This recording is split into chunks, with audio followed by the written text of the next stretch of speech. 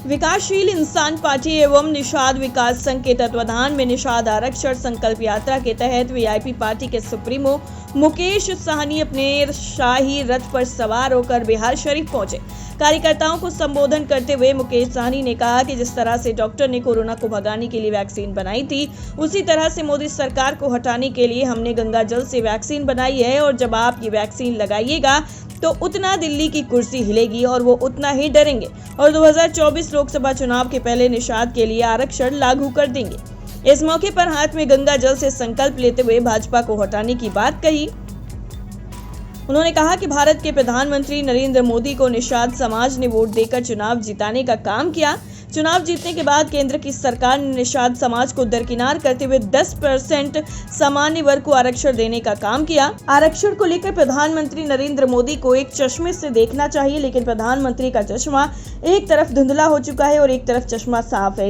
इसी चश्मे से प्रधानमंत्री ने ब्राह्मण भूमिहार को 10% आरक्षण देने का काम किया और एक तरफ नोनिया बेलदार का बेटा नजर नहीं आता है। इसलिए पीएम के धुंधले चश्मे पर बैठे धूल को साफ करने का वक्त आ चुका है।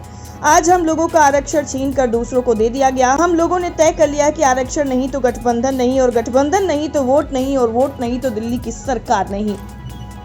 मुकेश साहनी के मंच पर पहुंचने के साथ ही कुछ महिलाएं आपस में भिड़ गई और देखते ही देखते मंच के पास ही चप्पल चलने लगी, जिसके बाद पार्टी के लोग बीच बचाव में आए और मामले को शांत कराया।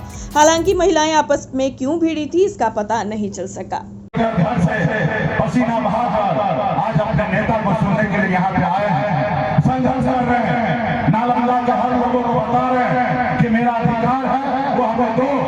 आज पूरे बिहार को दिखा रहे हैं और जब आज बड़े संख्या में यहाँ पे बैठे हैं तो नीतीश कुमार जी पटना से देखते होंगे कि मुकेश साहनी की आवाज में उनके पार्टी के नेता सब मिलकर आज देखिए नालंदा को जाम कर दिया और हजारों की संख्या पहुंचा दिया। ऐसे तो नीतीश जी को मैं धन्यवाद दूंगा, क्योंकि जो लड़ाई हम लोग लड़ रहे हैं वो तो 2015 में ही माननीय मुख्यमंत्री नीतीश कुमार जी पास करके दिल्ली भेज दिए हैं। अभी दिल्ली वाले सरकार का काम है शासन, तो इसलिए अपने हक अधिकार के लिए लड़ाई लड़ना है और संघर्ष करना है। वोट दिया मोदी जी को, सोचे कि अच्छा पिछड़ा का बेटा आएगा, प्रधानमंत्री बनेगा और हमारा अच्छा चीज आएगा, लेकिन क्या हुआ? वोट आप दिए, लेकिन क्या किया? 10% सामान्य वर्ग को आरक्षण दे दिया और आपको नहीं दिया। जब हम वर्षों से लड़ाई लड़ रहे हैं, आपका बेटा का नौकरी छीन के दूसरे को दे दिया।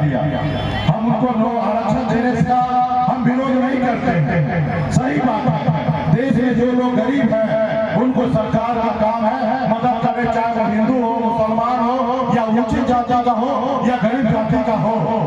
लेकिन मोदी जी एक ही नजरिया से देखना चाहिए, एक ही चश्मा से देखना चाहिए, लेकिन मोदी जी का जो चश्मा है ना वो धुंधला हो चुका है। एक तरफ साफ है तो ब्राह्मण भूमिहार का बेटा उसको गरीब नजर आ रहा है, उनको 10% आरक्षण दे दिया, और एक तरफ बिन बेटा दानिया मरा का बेटा आज उनको गरीब नजर नहीं आता, क्योंकि वो चश्मा पे धूल जम चुका है।